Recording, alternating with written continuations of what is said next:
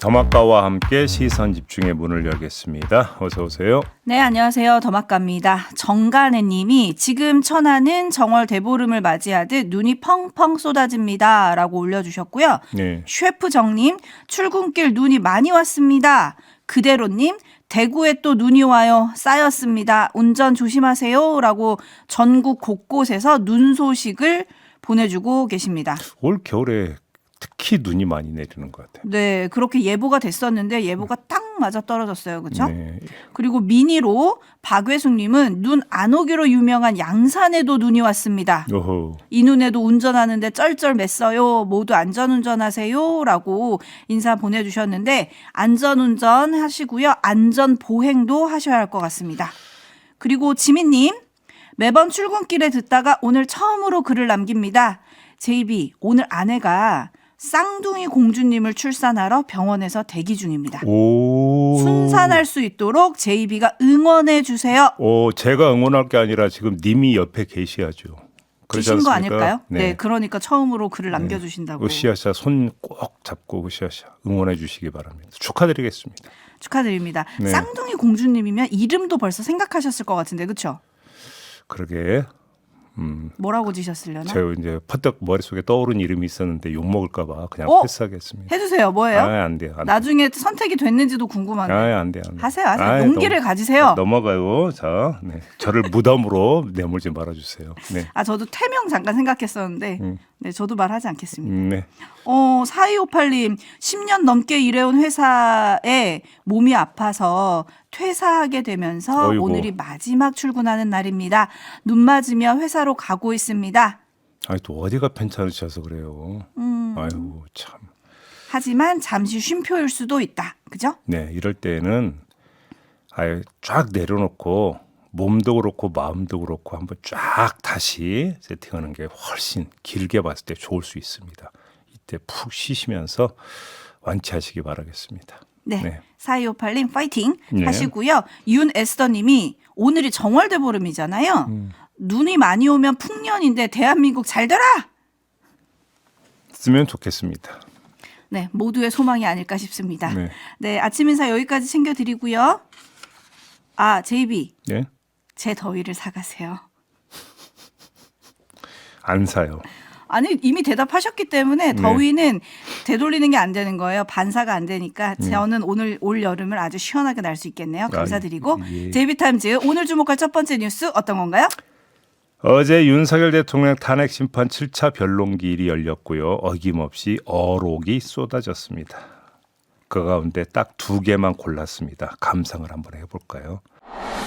제가 취임하기 전부터도 민주당과 야권에서는 선제 탄핵을 주장하면서 제가 이 계엄을 선포하기 전까지 무려 178회를 퇴진과 탄핵 요구를 했고요.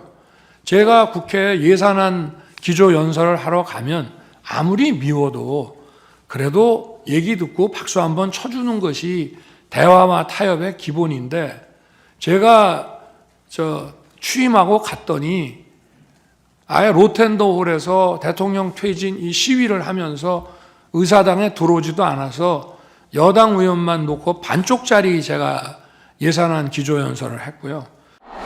네, 이 말은 이렇게 해석할 수 있습니다. 윤석열 대통령이 서운해서 또는 삐져서 또는 화나서 계엄을 선포했다라는 해석으로 연결할 수 있습니다. 그래서 그 많은 민주당 의원들을 체포하라고 이야기가 된 거냐. 요 얘기까지 함께 덧붙일 수 있을 것 같은데요. 좀 더 고상하게 표현하면 국가 비상사태 때문에 계엄을 선포한 게 아니라 자기 감정 상태 때문에 계엄을 선포했다라는 해석이다. 이런 말씀을 드리겠습니다. 네, 춘설님들의 많은 댓글이 쏟아지고 있지만 요거는 패스하고요. 두 번째 주목할 발언은 어떤 건가요? 증인으로 출석했던 이상민 전 행안부 장관의 발언인데요. 들어보시죠. 제가 대통령실에서 종이 쪽지 몇 개를 좀 멀리서 이렇게 본 게 있습니다.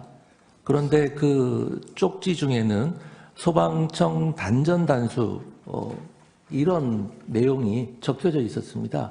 그 쪽지가 어떤 맥락에서 작성이 되고 어떤 의미인지는 잘 모르겠지만 제가 본대로 만약에 단전단수를 소방이 한다고 할 경우에 이것을 무작정하게 되면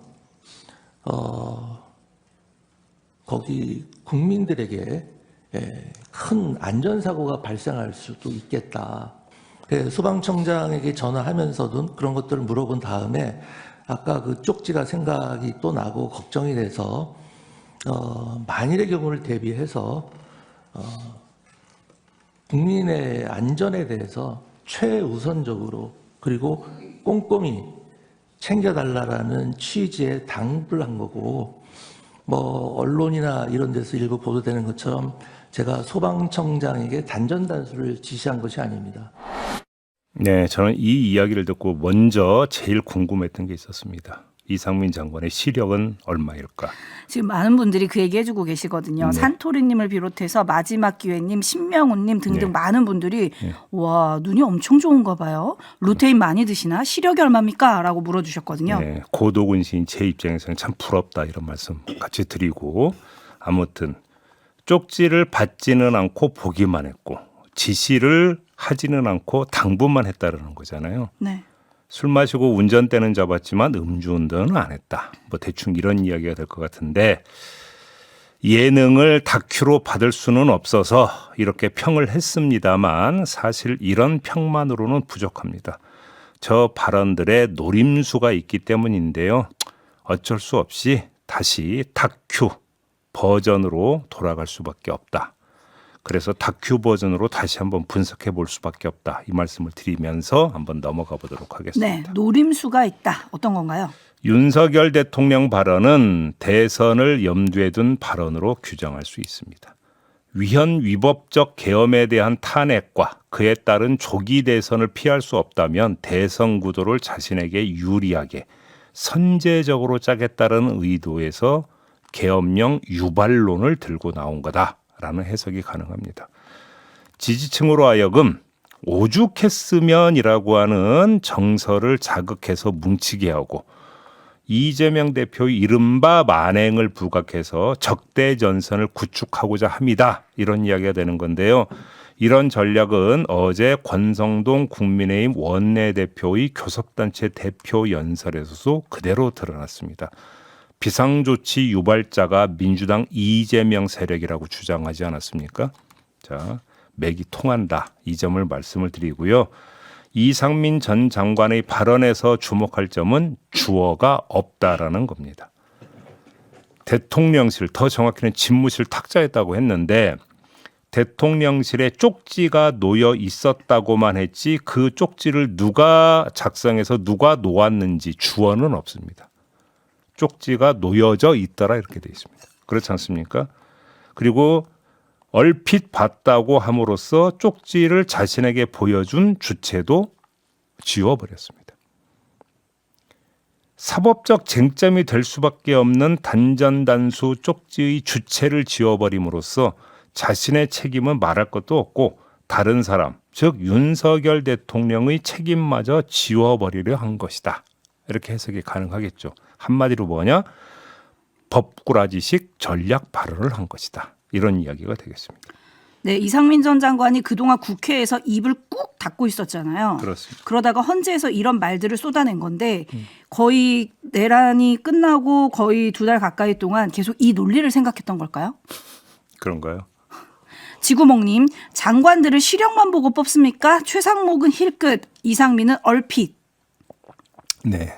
참 다들 눈도 좋으시다. 뭐 이런 댓글들이 많이 올라오고 있고요. 임종현님, 그러면 장관이 그 쪽지를 봤다면 물어봤어야 하지 않겠습니까? 이게 뭡니까?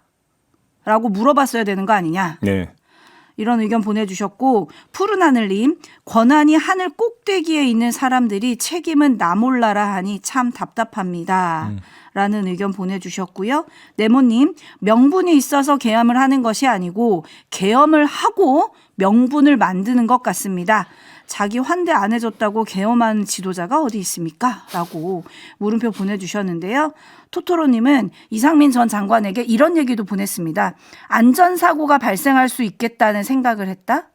12구 이태원 참사 때는 무엇을 했습니까? 라고 물어주셨는데 어제 이상민 전 장관의 말을 들으면서 저는 조금 답답했던 부분이 자기 자랑도 했어요. 예, 뭐 저도 들었습니다. 자기 자랑도 했어요. 뭐- 탄핵 시도 때문에 임기가 중단됐을 때보다 자기가 돌아왔을 때 더 많은 비가 왔음에도 불구하고 인명사고가 줄었다. 이런 자랑을 또 하더라고요. 자기가 돌아서는 거의 수습 국면이었거든요. 국민들이 다 알고 있는데. 네.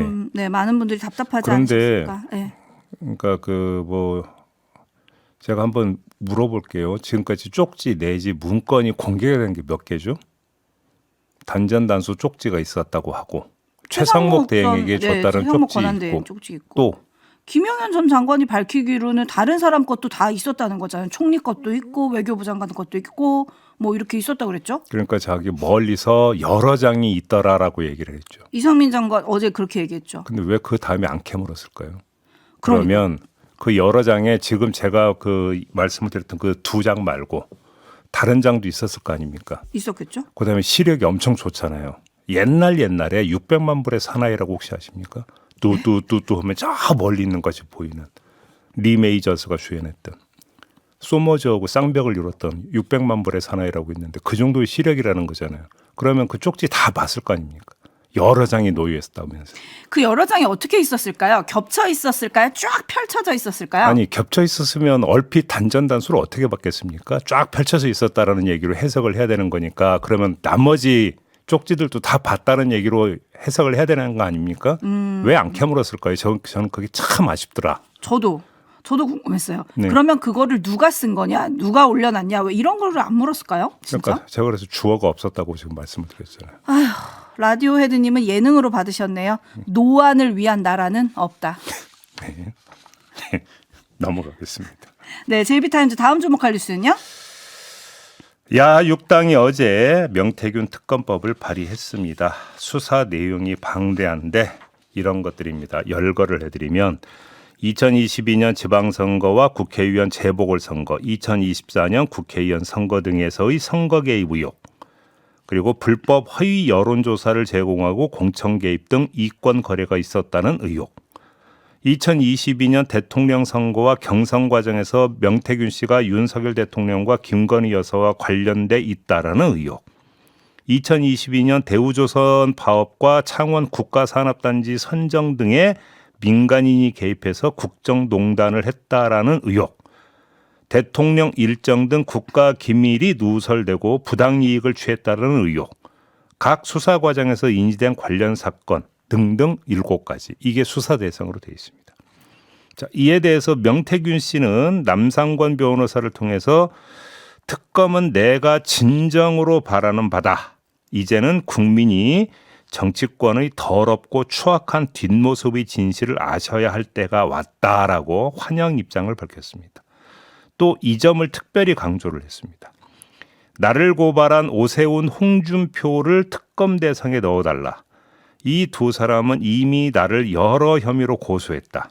지난 대선과 관련해 이자들의 민낯을 드러나게 하겠다. 그 뒤에 한 문장이 더 있는데 전화기가 부적절해서 빼겠습니다. 이런 내용도 있었습니다. 네, 뭐 어느 정도 예상했던 일 아닌가요? 물론 그렇습니다. 명태균 씨가 오세훈, 홍준표 두 시장을 특별히 강조한 이유도 달리 설명할 필요가 없습니다. 시선 집중과 여러 차례 인터뷰했던 남상권 변호사가 그 이유를 여러 번 밝힌 바가 있기 때문에 여기서 중언부언할 이유가 없다고 생각합니다. 짚을 점은 명태균 씨 측의 이런 특별한 강조가 국민의힘에 미치는 영향. 이걸 짚어야 된다. 이런 말씀을 드리는데요. 대선 경선 구도 뭐 이거 말씀하시는 거죠? 그렇죠. 명태균 씨 측의 특별한 폭로가 오세훈, 홍준표 두 시장에게 괴멸적 타격을 준다면 어떻게 될까요? 국민의힘의 경선 구도는 아주 단순해집니다. 한쪽엔 반탄의 상징 김문수 장관이 남게 될 거고 맞은 쪽은 찬탄의 대표 한동훈 전 대표 등이 남게 될 겁니다. 단순화되죠. 만약 국민의힘의 경선 구도가 이렇게 반탄 대 찬탄으로 전개된다면 어떻게 될까요? 지지층은 극단적으로 갈리고 국민의힘 자체는 윤석열 탄핵의 틀에 계속 갇히게 되게 됩니다. 좋을 게 하나도 없는 상황이 되다. 이런 이야기가 되는 겁니다. 자, 여기서 조금만 더 나아가 볼까요? 이거는 특검이 발동이 되고 그래서 오세훈 시장과 홍준표 시장에 대한 수사가 이루어지고 거기서 명태균 씨 측에서 특별한 폭로를 하고 그래서 두 사람이 사실은 경선 구도에 임하기 힘들 정도로 타격을 입었다는 걸 전제로 하는 건데 특검이 발동이 된다는 보장이 현재로서는 없지 않습니까? 이것도 여기서 짚었습니다. 자, 그러면 어떻게 될 것이냐? 이것도 마저 짚어야 되는 것 아니겠어요? 네. 근데 결론부터 말씀을 드리면 그래도 마찬가지다. 그래도 마찬가지. 네. 한번 이렇게 되물어 봅시다. 특검이 발동되지 않는다고 해서 오세훈 시장과 홍준표 시장을 향한 명태균 씨의 특별한 감정이 누그러질까요? 별로 그럴 것 같지 않거든요. 두 사람이 명태균 씨와 그 변호사 등을 상대로 제기한 고소를 취하하고 낮은 자세로 임한다면 그때는 특별한 감정이 누그러질 여지가 있겠지만 그러지 않고서는 명태균 씨가 두 시장에 대해서 지금 아주 표출하고 있는 특별한 감정은 별로 누그러지지 않을 것이고 그러면 어떻게 되느냐? 특별한 폭로는 계속될 것이다. 그렇기 때문에 두 사람에게 미치는 영향은 마찬가지일 것이다. 이런 말씀을 드리는 겁니다. 이미 게임은 시작됐다. 뭐 이렇게 들리네요. 그렇죠. 그렇습니다. 네, 토토로님이 저희 단골 촌철님이신데 제이비 조금 있다가 이준석 의원 나오면 명태균 특검 찬성하는지 꼭 물어봐 주세요라고 주문 들어왔고요. 일단 어제 그 명태균 특검법 발의한 그 정당이 야 6당이라고 했습니다. 그 6당에는 개혁신당도 일단 포함은 됩니다. 네, 맞습니다.